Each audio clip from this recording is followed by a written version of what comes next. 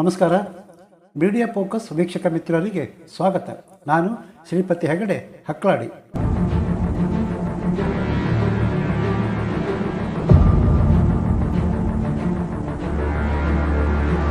ಹೀಗೆ ಆಗಬಾರ್ದಿತ್ತು, ಆದರೆ ಆಗಿ ಹೋಗಿದೆ. ಒಮ್ಮೆ ಭೂಮಿ ಆಕಳಿಸಿದೆ. ಮೈ ಕೊಡಗುವಿಕೆಗೆ ಏನೆಲ್ಲ ಆಗಬಾರ್ದಿತ್ತು ಅದೆಲ್ಲ ಆಗಿ ಹೋಗಿದೆ. ಅಲ್ಲೀಗ ಬರೀ ಆಕ್ರಂದನ ಅವಶೇಷಗಳಡಿ ಸಿಕ್ಕಿಕೊಂಡವರ ರಕ್ಷಣಾ ಕಾರ್ಯ. ಅದೇನೋ ಧಾವಂತ, ಮತ್ತೇನೋ ತಳಮಳ, ಮೂಕವೇದನೆ. ಆಶ್ರಯ ಕೊಟ್ಟವಳೆ ಮೈ ಕೊಡುವಿದರೆ ಬದುಕಿನಲ್ಲಿ ಅದು.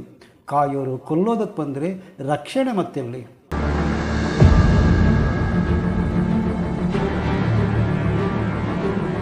ಮ್ಯಾನ್ಮಾರ್ ಭೂಕಂಪ ಭೀಕರತೆ ನೋಡಿದರೆ ಸಾವಿನ ಸಂಖ್ಯೆ ಇಲ್ಲಿಗೆ ನಿಲ್ಲುತ್ತಾ? ಈಗಾಗಲೇ ಪ್ರಾಣ ಕಳೆದುಕೊಂಡವರ ಸಂಖ್ಯೆ 700 ದಾಟಿದೆ. 1670 ಜನ ಗಾಯಗೊಂಡಿದ್ದಾರೆ. ಅದರಲ್ಲಿ ತೀವ್ರ ಗಾಯಗೊಂಡವರು ಇದ್ದಾರೆ. ಥೈಲ್ಯಾಂಡ್ ತುರ್ತು ಪರಿಸ್ಥಿತಿ ಘೋಷಿಸಿದೆ. ಮ್ಯಾನ್ಮಾರ್ನಿಂದ 12 ಕಿಲೋಮೀಟರ್ ವ್ಯಾಪ್ತಿಯಲ್ಲಿ ಭೂಕಂಪಿಸಿದರೆ ಅದರ ಪ್ರಭಾವ Bangladesh, Bharat, Laos, Myanmar, Thailand ಮತ್ತು ಚೀನಾ ಪ್ರಾಂತ್ಯದಲ್ಲಿ ಕಂಪನದ ಅನುಭವ ಆಗಿದೆ. ಗೆಳೆಯರೇ, ಭೂಕಂಪನ, ಅದರ ತೀವ್ರತೆ, ದೇಶಗಳು ಅನುಭವಿಸಿದ ಕಷ್ಟ ನಷ್ಟದ ಬಗ್ಗೆ ನಿಮಗೆ ಹೇಳೋದಕ್ಕೆ ಹೋದರೆ ಅದು ಚರ್ವಣ ಆಗುತ್ತೆ. ಗ್ರಹಗಳ ಚಲನೆ, ಜ್ಯೋತಿಷ್ಯ, ಗ್ರಹಣ, ಭೂಕಂಪನಕ್ಕೂ ಏನಾದರೂ ಸಂಬಂಧವಿದೆಯಾ? ಭೂಕಂಪನ ಮುನ್ಸೂಚನೆ ಸಿಗುತ್ತಾ? ಸೂರ್ಯಗ್ರಹಣಕ್ಕೂ ಮುನ್ನ ಭೂಮಿ ನಡುಗೋದೇಕೆ? ಶನಿ ಸಂಚಾರಕ್ಕೂ ಭೂಕಂಪನಕ್ಕೂ ಇದೆಯಾ ಸಂಬಂಧ? ಹಾಗಾದರೆ ಮತ್ತೇಕೆ ತಡ? ನೋಡೋಣ ಬನ್ನಿ.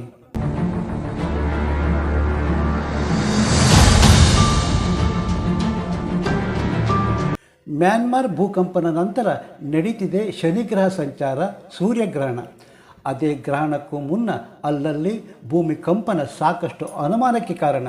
ಇದು ಕಾಕತಾಳೀಯವ ಅಥವಾ ಅದರ ಹಿಂದೆ ಗ್ರಹಗಳ ಚಲನೆ ರಹಸ್ಯ ಅಡಗಿದೆಯಾ? ಗೆಳೆಯರೇ, ಶನಿ ಮೀನು ರಾಶಿಗೆ ಹೋದ್ನಲ್ಲ, ಆಗ ಸಂಭವಿಸಿದ್ದೆ ಸೂರ್ಯಗ್ರಹಣ. ವೈದಿಕ ಜ್ಯೋತಿಷ್ಯ ಪ್ರಕಾರ ಇಂತಹ ಪ್ರಮುಖ ಗ್ರಹಣ ಬದಲಾವಣೆ ನಡೆದಾಗ ಭೂಕಂಪನ, ಸುನಾಮಿ, ಜ್ವಾಲಾಮುಖಿ, ನೈಸರ್ಗಿಕ ವಿಕೋಪ ಸಾಧ್ಯತೆ ಹೆಚ್ಚು. ಥೈಲ್ಯಾಂಡ್ ಮತ್ತು ಮ್ಯಾನ್ಮಾರ್ನಲ್ಲಿ ಸಂಭವಿಸಿದ ಭೂಕಂಪನಕ್ಕೂ ಶನಿಗ್ರಹ ಸಂಚಾರಕ್ಕೂ ಏನಾದರೂ ಇದೆಯಾ ಲಿಂಕ್?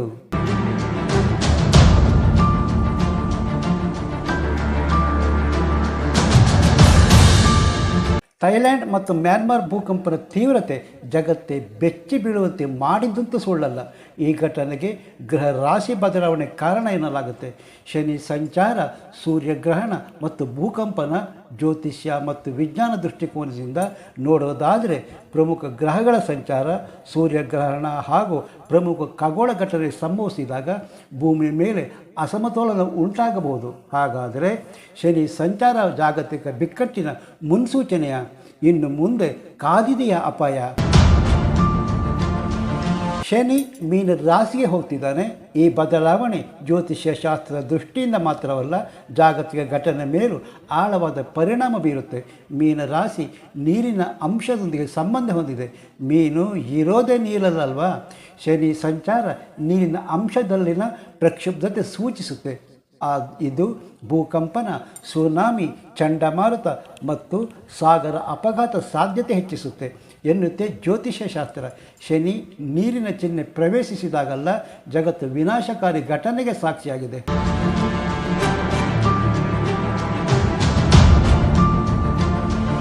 2004 ಸಂಭವಿಸಿದ ಸುನಾಮಿ ಹಿಂದೆ ಶನಿ ಕರ್ಕಾಟಕ ರಾಶಿಯಲ್ಲಿದ್ದ.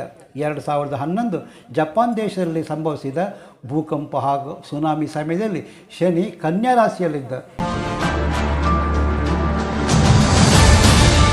2005 ಕಾಂಗ್ರಾ ಭೂಕಂಪ ಸಮಯದಲ್ಲಿ ಶನಿ ಮೀನ ರಾಶಿಯಲ್ಲಿದ್ದ. ಸೂರ್ಯ, ಬುಧ ಮತ್ತು ಕೇತು ಸಂಯೋಗ ಸ್ಥಳ. ಜ್ಯೋತಿಷ್ಯದ ಪ್ರಕಾರ ಸೂರ್ಯ ಮತ್ತು ಚಂದ್ರ ಸರಳ ರೇಖೆಯಲ್ಲಿ ಬಂದಾಗ ಭೂಮಿ ಗುರುತ್ವಾಕರ್ಷಣೆ ಕ್ಷೇತ್ರದ ಮೇಲೆ ಪರಿಣಾಮ ಬೀರುತ್ತೆ. ಇದು ನೈಸರ್ಗಿಕ ವಿಕೋಪ, ಭೂಕಂಪನ ಮತ್ತು ಜ್ವಾಲಾಮುಖಿ ಸ್ಫೋಟ ಸಾಧ್ಯತೆ ಹೆಚ್ಚಿಸಬಹುದು ಎನ್ನುತ್ತೆ ಜ್ಯೋತಿಷ್ಯ. 2025 ಗ್ರಹಗಳ ಲೆಕ್ಕಾಚಾರದಲ್ಲಿ ಅಪಾಯಕಾರಿ ಸಂಕೇತ ಸಿಗುತ್ತೆ. ಇದರೊಂದಿಗೆ ಶನಿ, ಗುರು, ರಾಹು ಮತ್ತು ಕೇತುಗಳು ಬದಲಾಗುತ್ತಿರುವ ಸ್ಥಾನ ಸಹ ಪ್ರಮುಖ ಬದಲಾವಣೆಯನ್ನು ಸೂಚಿಸುತ್ತೆ.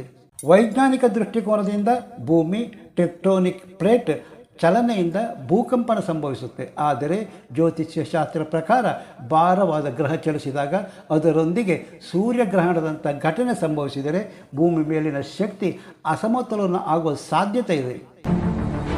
ಜ್ಯೋತಿಷ್ಯದ ಪ್ರಕಾರ ಇನ್ನು ಮುಂದೆ ಭೂಕಂಪನ, ಜ್ವಾಲಾಮುಖಿ, ಸುನಾಮಿ ಸಾಧ್ಯತೆ ಇದೆಯಾ? ಜ್ಯೋತಿಷ್ಯ ಪ್ರಕಾರ 2025 ಮೊದಲ ಅರ್ಧ ಜಗತ್ತಿಗೆ ಸವಾಲು ಅನ್ನಿಸುತ್ತೆ. ಶಾಸ್ತ್ರಗಳ ಪ್ರಕಾರ ಮೀನರಾಶಿಯಲ್ಲಿ 6 ಗ್ರಹ ಸಂಯೋಗ ವಿಪತ್ತು ತರುತ್ತೆ ಎಂದು ಪರಿಗಣಿಸಲಾಗುತ್ತೆ. ಹಾಗಾದರೆ ಮುಂದಿನ ದಿನದಲ್ಲಿ ಜ್ಯೋತಿಷ್ಯದ ಪ್ರಕಾರ ಮತ್ತಷ್ಟು ಪ್ರಕೃತಿ ವಿಕೋಪ ಸಂಭವಿಸಲಿದೆಯಾ?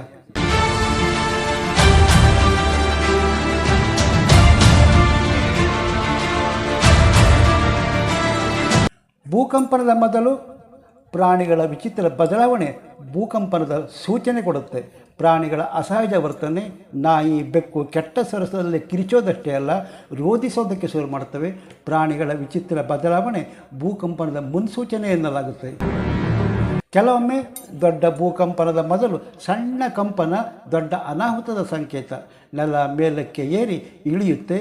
ಕೆಲವೊಮ್ಮೆ ನೆಲದ ಮಟ್ಟದಲ್ಲಿ ಬದಲಾವಣೆ ಆಗೋದು ಭೂಕಂಪನದ ಮುನ್ಸೂಚನೆ. ಬಾವಿ ಅಥವಾ ಜಲಾಶಯದ ನೀರಿನ ಮಟ್ಟ ಹಠಾತ್ ಏರಿಳಿತ ಭೂಕಂಪನದ ಮೊದಲು ಭೂಮಿಯ ಮೇಲ್ಪದರದಲ್ಲ ಬದಲಾವಣೆ ಸೂಚಿಸುತ್ತೆ.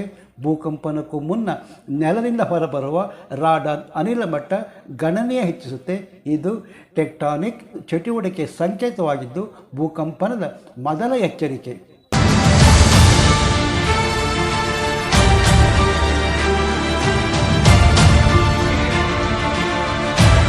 ಕೆಲವರಿಗೆ ಭೂಕಂಪನ ಮೊದಲು ಸಾಮಾನ್ಯ ಶಬ್ದ ಹಾಗೂ ಗುಡುಗಿನಂಥ ಶಬ್ದ ಕೇಳಿಸುವುದು ಉಂಟು. ಇದು ಒಂದು ರೀತಿ ಭೂಕಂಪನದ ಮೊದಲಿನ ಸಂಕೇತ. ಪರಿಸರದಲ್ಲಿ ಇದ್ದಕ್ಕಿದ್ದಂತೆ ಸ್ಥಿರತೆ ಅಥವಾ ಶಾಂತಿ ಉಂಟಾದರೆ ಇದು ಭೂಕಂಪನ ಚಟುವಟಿಕೆ ಮೊದಲು ಬರುವ ಸಂಕೇತ. ಭೂಕಂಪನದ ಮೊದಲು ಅನೇಕ ಬಾರಿ ಸಣ್ಣ ಕಂಪನ ಅಥವಾ ಸಂವೇದನೆ ಉಂಟಾಗಬಹುದು. ಇದು ಕೂಡ ಭೂಕಂಪನದ ಸೂಚನೆಯೇ. ಗೋಡೆ ಚಾವಣಿಗಳಲ್ಲಿ ಇದ್ದಕ್ಕಿದ್ದಂತೆ ಬಿರುಕು ಕಾಣಿಸಿಕೊಳ್ಳಲು ಪ್ರಾರಂಭಿಸುತ್ತೆ. ಇದು ಟೆಕ್ಟಾನಿಕ್ ಚಟುವಟಿಕೆಗಳಿಂದ ಉಂಟಾಗುವ ಒತ್ತಡದ ಸಂಕೇತ. ಆದಾಗ್ಯೂ ಇದು ಭೂಕಂಪನದ ಮೊದಲು ಸಂಭವಿಸುವುದಿಲ್ಲ, ಆದರೆ ಭೂಕಂಪನದ ಸಮಯದಲ್ಲಿ ಅಥವಾ ನಂತರ ಸಂಭವಿಸಬಹುದು. ಸುಧಾರಿತ ಮಾನಿಟರಿಂಗ್ ಸಿಸ್ಟಮ್ ಭೂಕಂಪ ಸಮಯದಲ್ಲಿ ಅನುಭವಿಸುವ ಕಂಪನಗಳ ಮೊದಲು ಭೂಮಿಯಿಂದ ಹಾದು ಹೋಗುವ ಪ್ರಾಥಮಿಕ ತರಂಗ ಮತ್ತು ದ್ವಿತೀಯಕ ತರಂಗ ಪತ್ತೆ ಮಾಡಬಹುದು. ಇವೆಲ್ಲ ಭೂಕಂಪ ಬರುವ ಮೊದಲ ಸಂಕೇತ. ಹಾರ್ಟ್ ಅಟ್ಯಾಕ್ ಆಗುತ್ತಲ್ಲ, ಹಾಗೆ ಅನೇಕ ಬಾರಿ ಭೂಕಂಪನ ಯಾವುದೇ ಮುನ್ಸೂಚನೆ ಇಲ್ಲದೆಯೂ ಸಂಭವಿಸಬಹುದು.